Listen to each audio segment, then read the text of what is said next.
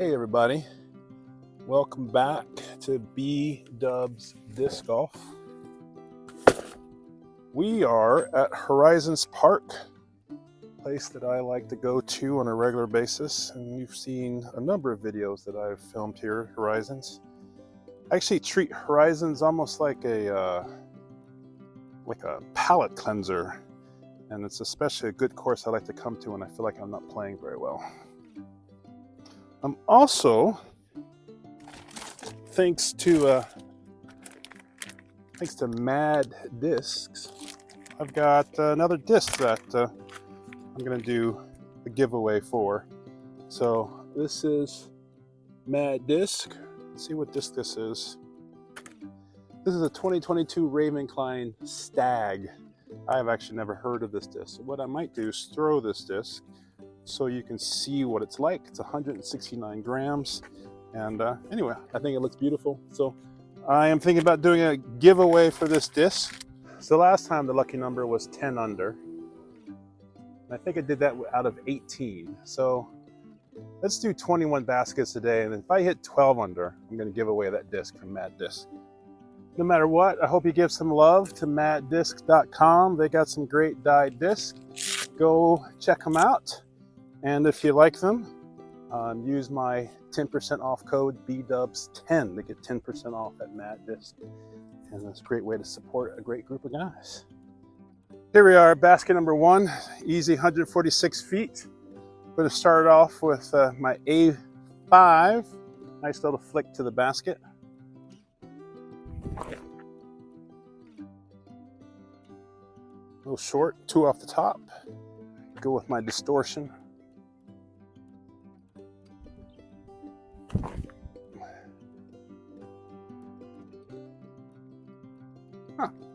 Not great. Not great, but not as bad as I thought it was. So this is not far away for hopefully an easy bird off of basket number one.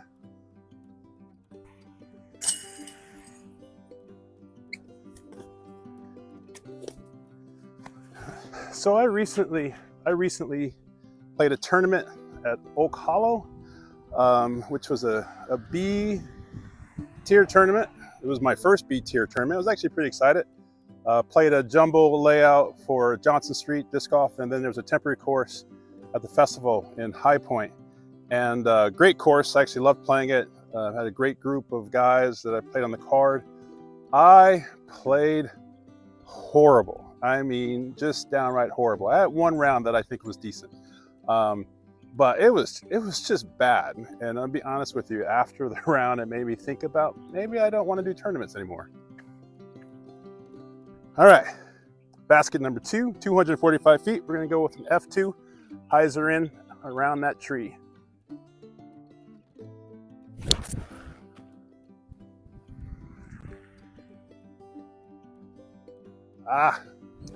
Hit the tree. Doing poorly at tournaments doesn't bother me. Playing poorly at tournaments bothers me because I know how I can play, and especially if I'm at a tournament at a course that I've played before. It's just very, very annoying to play a course that I'm familiar with really, really badly. Probably one of my biggest issues when I played was how poorly I was putting. I was putting really, really badly.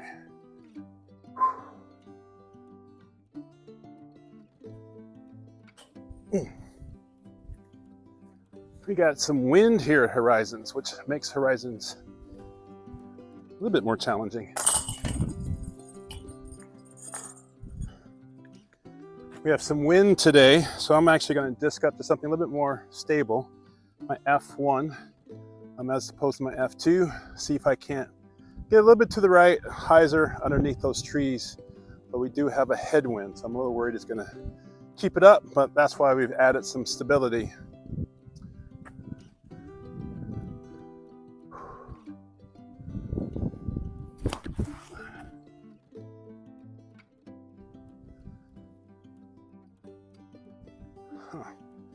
I don't know if I'm going to give that disc away today, y'all.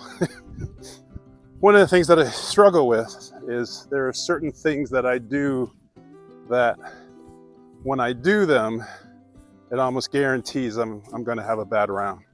First of all, if I'm playing with lots of trees, then I need to hit my gaps. And if you've ever played Johnson Street or played courses with lots of trees, if you hit something early, you're almost guaranteed a bogey. And depending on how thick things are, you might even get a double bogey. And so that's one of them. The other thing is, and related, is just again that early release. And I know how to fix them because I've been practicing, but it's annoying when I'm in a tournament. And even though I know what I'm doing wrong, I can't seem to fix what I need to do to change the error. Too low of a ceiling, so we are laying up.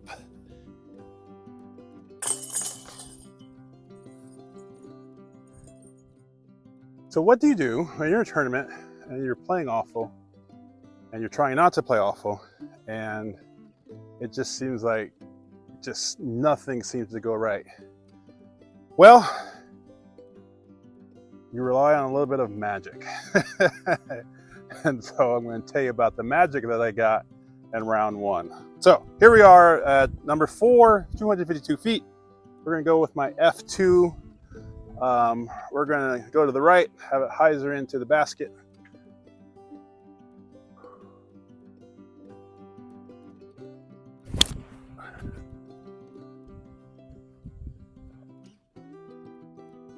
That was a weird flight, but I'll take it. Like I said, wind today. So I'm at Johnson Street, playing the worst round of my life.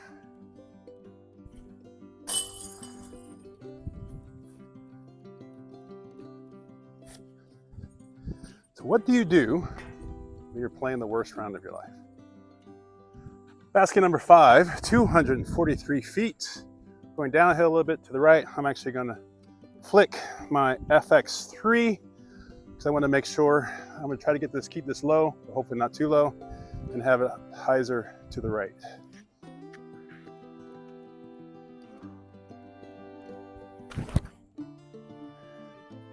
Too low.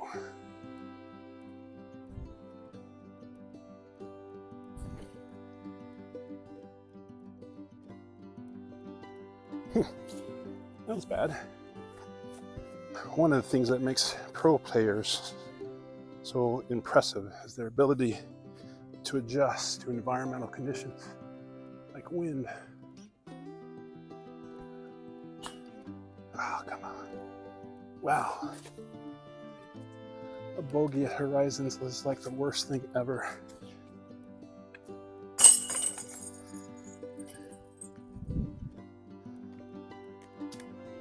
This is basket number 6, 277 feet. I am going to go to the right gap and have it hyzer to the left. So I've got 4 holes to go to Johnson Street, first round of the tournament. Like I said, playing awful. And I run into a guy, and there's a little pile up. So we have to wait with another group ahead of us for the next group to finish their hole. And Tater, who can't remember his name now, but I call him Tater. Everyone calls him Tater. Was on the next card, and I told him, I said, look, I'm playing awful. It's just amazing how bad I'm playing. And he's like, but you need a hug? And I was like, yes. And so he gives me a big old bear hug, and then the next thing happens.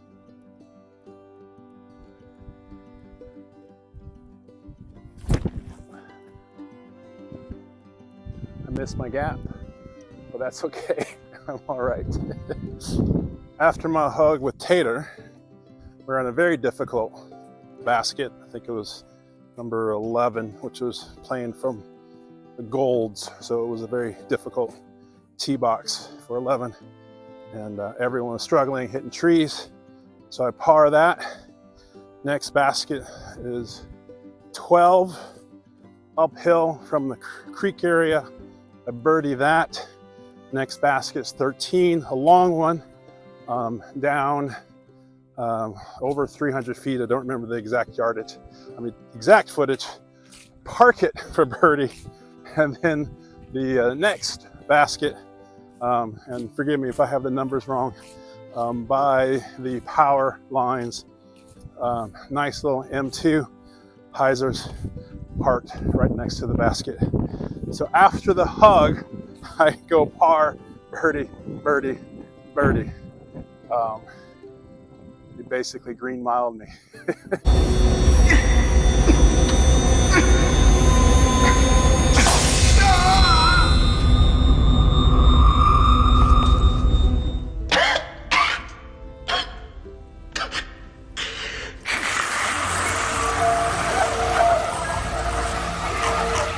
So we've got wind.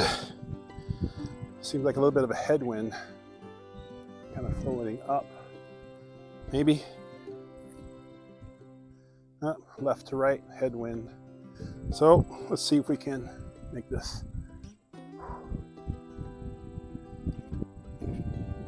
Oh, that was a good bid, just not enough. Not enough.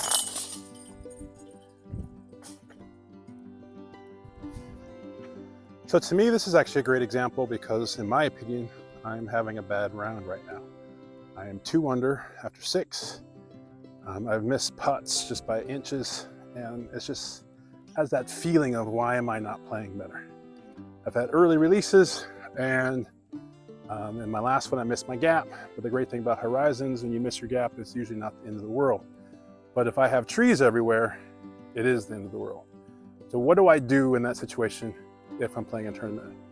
Well, for me, I need to pick one thing to concentrate on.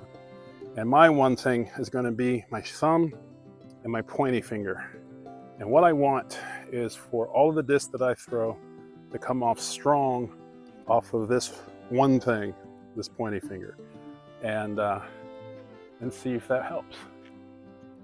So we are at 190 feet, par 3 course, and we're going to go with my distortion.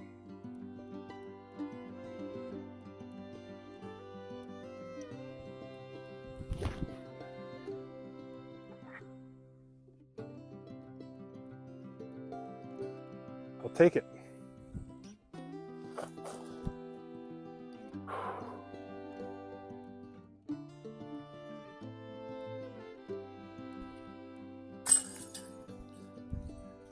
Whew. That was a long putt.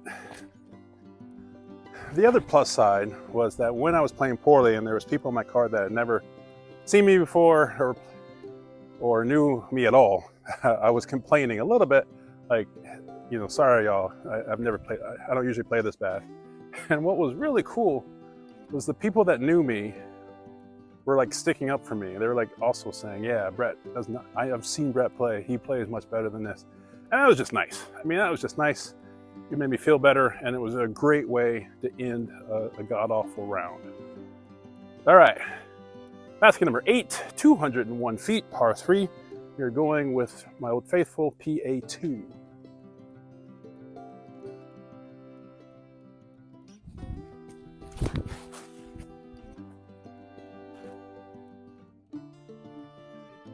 All right, Gamera is old faithful for a reason. I think we are 3 down.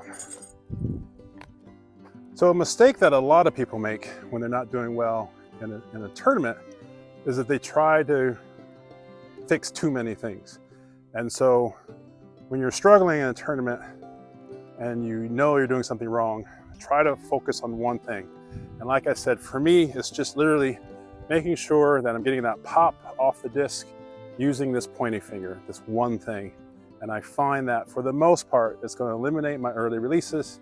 It may not eliminate everything, but it's going to eliminate the one thing that's really messing up my head. All right, basket number 9, 223 feet. We're going to go with my P Model OS.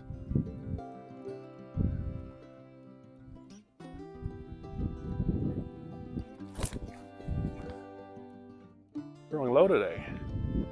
Huh. I am definitely throwing low today, but I'm also noticing as I walk towards the basket, the wind picked up. And so, like I said, pretty impressive with the pros as they adjust to wind and figure out what their disc is going to do depending on the conditions. I'm definitely not there yet, but it's impressive what all the things that you have to account for in this game. Circle 2 putt of the day. Let's see if we can make this.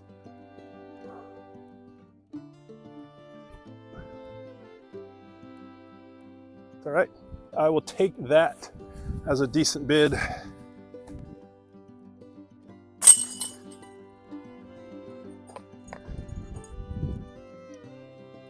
The other thing that I will add to my thing to think about when things are not going well, and it's a super simple thing, and it's amazing that you even have to think of it when you're struggling, but this is a good recommendation, I think. And that is throw the disc. And so what do I mean by that? Well, a lot of times when you're struggling and you're trying to do well, you aim the disc. You try to maneuver the disc where you want it to go, instead of just getting your set, getting your feet placement, throw the disc. And if your body's right, if your form is right, the disc should go where it's supposed to go. But don't fluff it, don't aim it, just throw the disc. Basket number 10, 191 feet. Downhill a little bit and to the right.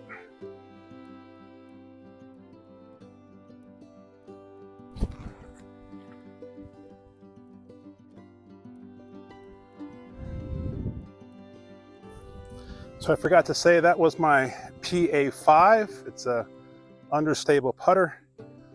Definitely, I find if I throw it straight, it's just going to change lanes to the right and never come back. And so since I know it's not going to come back, I need to make sure I throw it far enough left for where I want it to land to the right.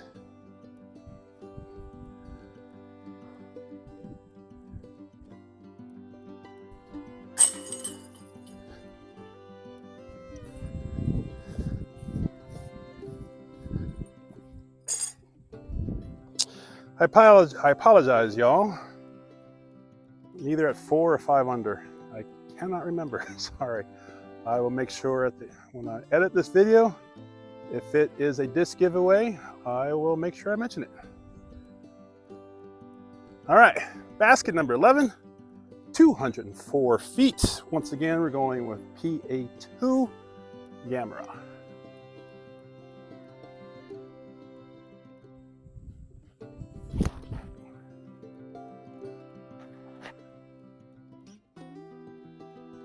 I think that's okay. The other thing that I'm working on now, but it's difficult to work on during a tournament, is when your putter does not have any pop. And in that tournament, my putter did not have pop.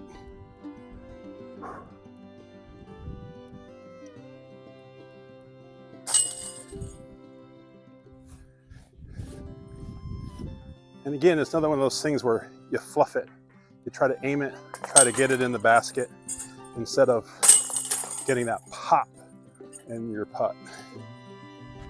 All right, I think we're 5 down, I think. Again, I'll fix it in post if I'm wrong. Basket number 12, 296 feet. I'm gonna go with my F1. It's a very stable disc. It's a 7-speed according to the plate, 7403. I'm actually going to aim for the tree on the right, see if I can't get this thing go down a little bit low.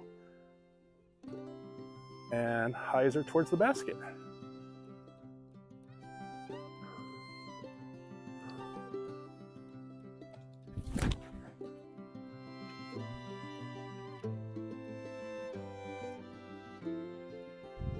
And I will take that. So as you know, I've been on a journey to try to get 900 rated. The problem is, in order for me to get 900 rated, I actually have to play a 900 rated during tournaments. And so far, at least the last couple tournaments, I have not even come close to playing 900 rounds. And the thing is, I know I can play 900 rated. I just can't seem to be able to play 900 rated during tournaments. So one of the things that I'm thinking about, is not doing any more tournaments. Maybe start doing more leagues, get practice with that competition. But I don't know, we'll see.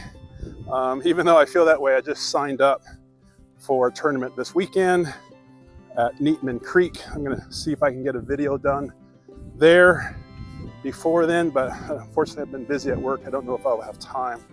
But anyway, also before I forget, happy Labor Day. By the time you're watching this, Labor Day has already passed, and I hope you had a good one.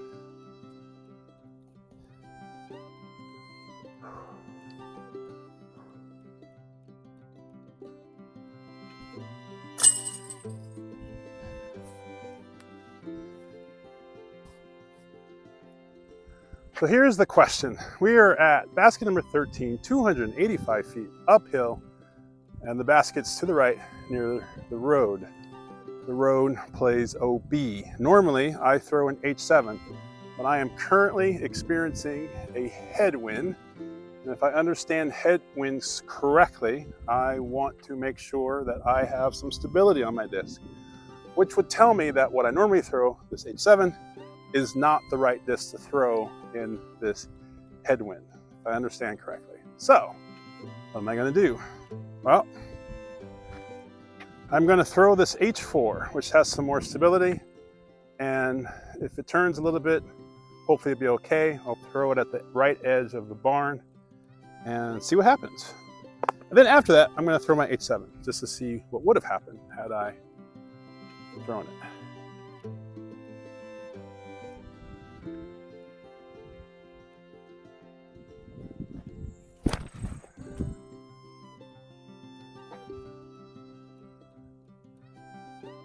Okay, I'm not even gonna throw the H7. I'm pretty confident had I thrown the H7, well, all right, I'm pretty sure H7's gone, because that turned more than I thought it would.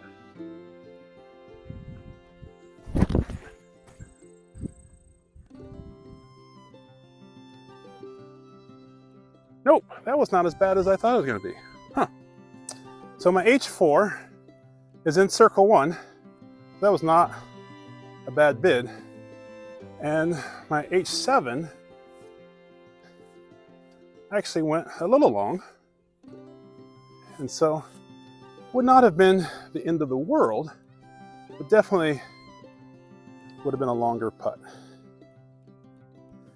One of the things that I like about playing courses over and over again, and especially with U-Disc, is it's kind of cool to see how you progress.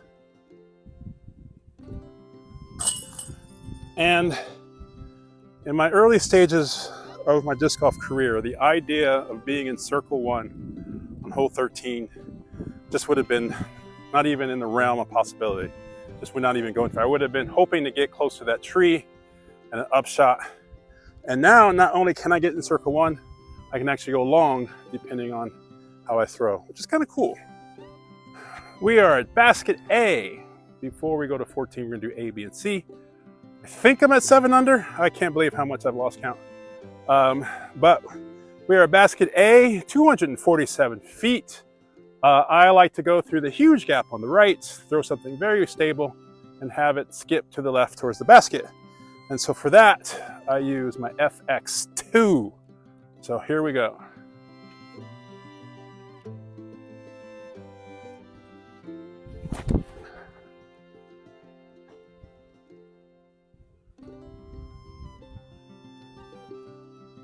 I think that's okay.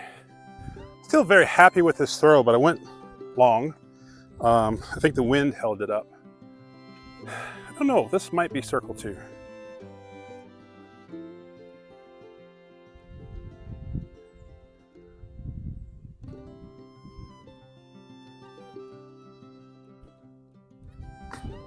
Oh, did you see that disc drop?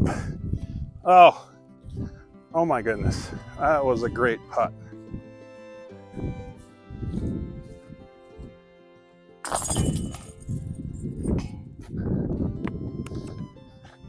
So for me, the result does not define a great shot. I really like that putt. It felt good out of the hand, and I didn't make it, but it's all right. Still, it felt good. Basket number B, 229 feet, pretty much straight through the tunnel. Normally I throw my M3, which is straight, but I'm going to be honest with you, the wind is playing with the disc a little bit. So I'm going to stable up to my M2.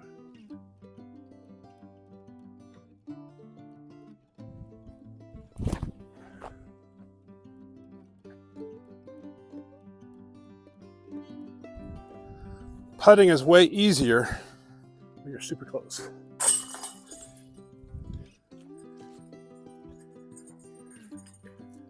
Eight under. Basket C, 287 feet, a little bit downhill. And I'm gonna go with my F5. Hopefully it's not too understable.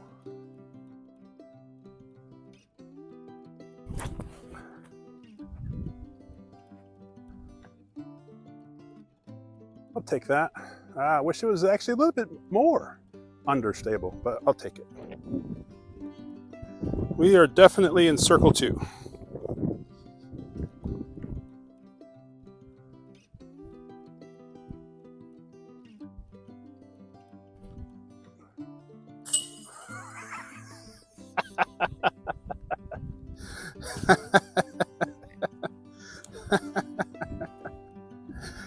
I love it when I make circle 2s. All right, we are back on the original 18. We're at basket 14, 244 feet. We have got to get a little bit to the right. We are going to go, I normally throw my F7, but lately I've been throwing disc farther than I'm used to. And so we're going to throw my PA5 at this sucker, put a little bit of hyzer on it, and see if we can't get it nestled to the basket.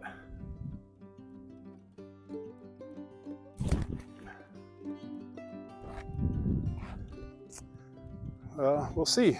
The crazy thing is one of the things I'm learning in my disc golf journey is that I'm actually getting better in certain areas.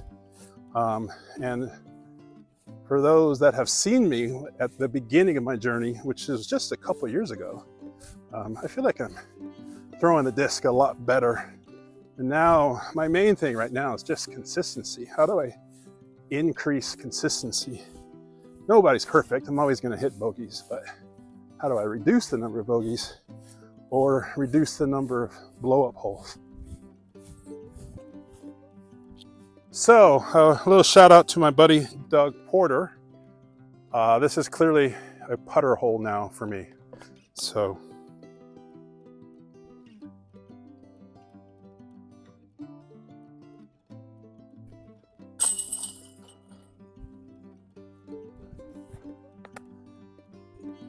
basket 15, 200 feet, par 3. I have a little bit of wind. I don't know what it's going to do. So it was a toss-up between my PA2 and my distortion. I think I'm going to go distortion.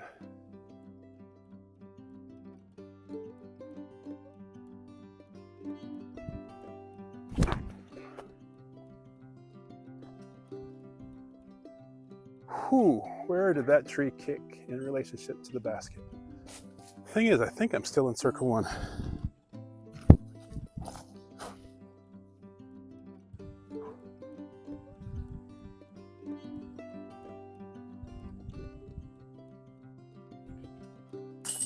A little bit left. Felt good the entire way, but the aim was a little bit off. Basket number 16, 206 feet. We have some wind, but we're going to stick with my PA2 on this.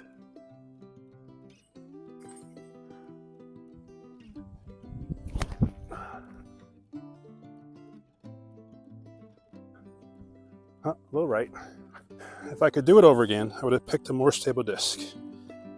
But let's make this putt so it doesn't matter. Mosquito time.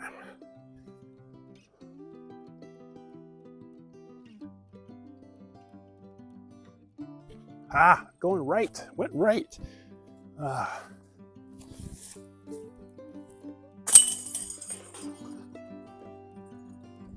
If I am correct, I am 10 under. And if I am 10 under, I have to birdie out on 17 and 18 in order to give that disc away. So from here, it is basket 17, 224 feet. Let's try the A5.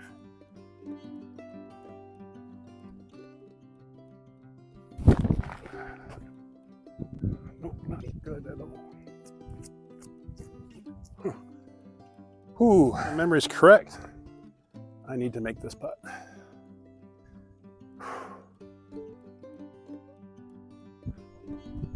Mosquito time.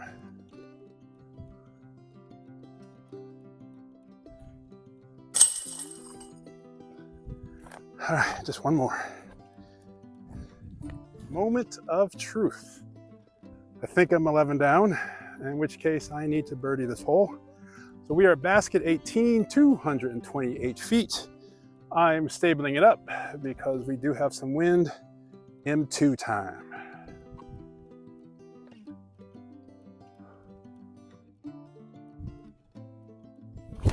Oh, not good. That is not a good throw. So that was an early release, and I got a little bit relaxed on it. And once again, if I had more baskets in front of me, I would have went back to my one thing. And that disc did not come off of my pointy finger, and hence the early release. But that's all right. See if I can't make this big putt to give away a disc from Mad Discs. This would be amazing if I make this putt. I promise you I will try.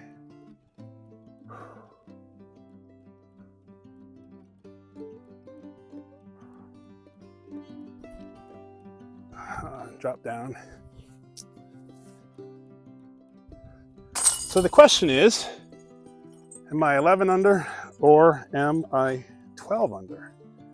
And for some reason, I think I'm 11 under, but we will find out. But no matter what, thanks for watching. Do not forget to like. Do not forget to subscribe. I really appreciate it. And as always, if you see me out there on the course, say hi. Love it when you do. And I will let you know in a future video on whether or not I'm going to give up on tournaments or start filming my tournaments. So I'm relatively convinced that I play better when I film myself.